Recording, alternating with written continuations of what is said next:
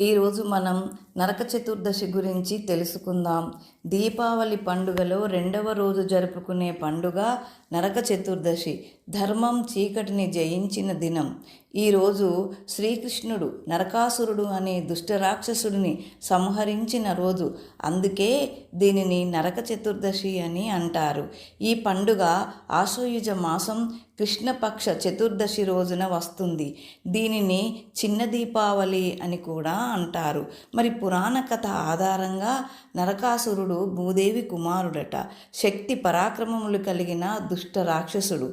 అతను దుష్టచర్యలు మొదలు పెట్టడంతో శ్రీకృష్ణుడు సత్యభామ సమేతంగా నరకాసురుణ్ణి సంహరించాడు.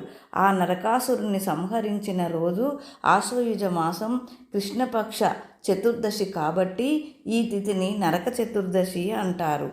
అయితే నరకుడు చనిపోతూ నా మరణ దినం ప్రజలకు సుఖదినం అవ్వాలని వరం కోరుకున్నాడట. అందుకే నరక చతుర్దశి రోజున అభ్యంగ స్నానం చేస్తారు. ఇంటి ముందు రంగవల్లులు తీర్చిదిద్దుతారు. ఇంటి గుమ్మాలకు మామిడి తోరణాలు పూలమాలలతో అలంకరిస్తారు.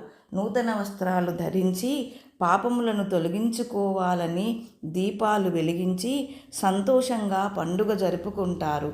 దీపారాధన చేయడం వల్ల ఇంట్లో ప్రతికూల శక్తులన్నీ పోయి సానుకూల శక్తులు వస్తాయని, అలాగే లక్ష్మీదేవి గృహప్రవేశం చేస్తుందని నమ్మకం. రోజులాగే ఇష్టదేవతల పూజలు మరియు లక్ష్మీదేవి పూజ చేస్తే సంపద, ఐశ్వర్యం, శాంతి, సౌభాగ్యం కలుగుతుందని నమ్ముతారు. అనంతరం నరకాసురుడి పీడ విరగడైనందులకు టపాసులు కాల్చుకోవడం, రకరకాల పిండి వంటలతో బంధుమిత్రులతో కలిసి భోజనాలు చేస్తారు. ముఖ్యంగా నరక చతుర్దశి మనకు గుర్తు చేసే విషయం ఏమిటంటే మనలోని చీకటిని, ద్వేషాన్ని తొలగించుకోవడమే దీపావళి. మరి మీరేమంటారు?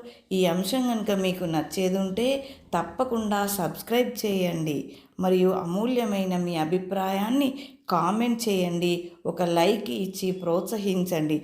ఇంకా మీ ఫ్రెండ్స్కి షేర్ చేయండి. Thank you.